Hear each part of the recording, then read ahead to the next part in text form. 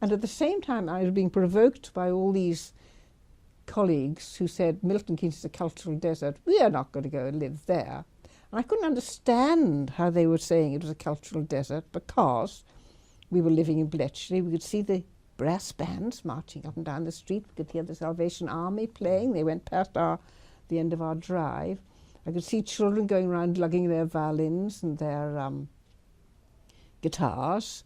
The amateur operatic club put on performances just down the road from us. I belonged to a local choir. Every school seemed to have an orchestra, and certainly a choir. The pubs were advertising all this live music. Where was this? Why was it a cultural desert? And I began getting indignant, just the way I had gotten indignant about the Limber being called a fourth-rate language speaking tribe, and thought, well, I bet there's more going on than these people make out.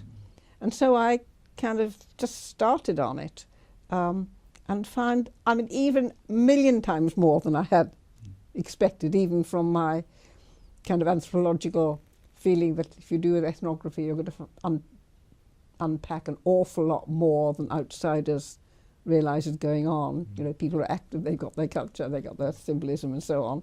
So I expected to find a lot, but it was even more. So that's how it came about. And of course I had problems doing it, because I was trained as an anthropologist, where you were, and my experience was, studying a fairly, well, actually, communities in Africa aren't that small, but you had the concept that it was fairly small, and it wasn't huge numbers of people, and you expected to concentrate on a particular kind of village, yes, even though you were extrapolating a little bit more. And here I was studying a town, a city of tens of thousands of people. How could I cope with that? And then also, though I had very much got explicit in my mind that different traditions were equally valid, I began to realize I had to unpack my own long held preconceptions about not the right way, just the natural way in which music was constituted or learned or performed or organized. That that was just one set of ideas. Audience behavior, sitting still and listening, that wasn't natural. That was just one way of doing it, and that was the way I'd learned to do it. So one of the things that was really important for me in doing that study was making it comparative. And I got this concept partly borrowed from wonderful Howard Becker, who's a wonderful, inspiring American interactionist scholar, and many other things too, of different musical worlds.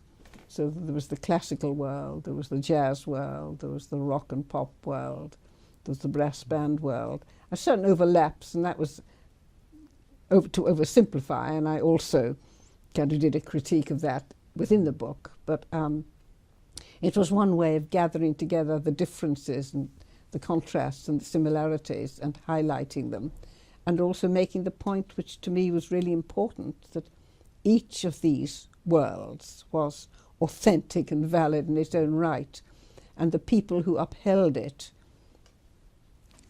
though, in some views you would say, though they were amateurs rather than professional specialists, were highly competent,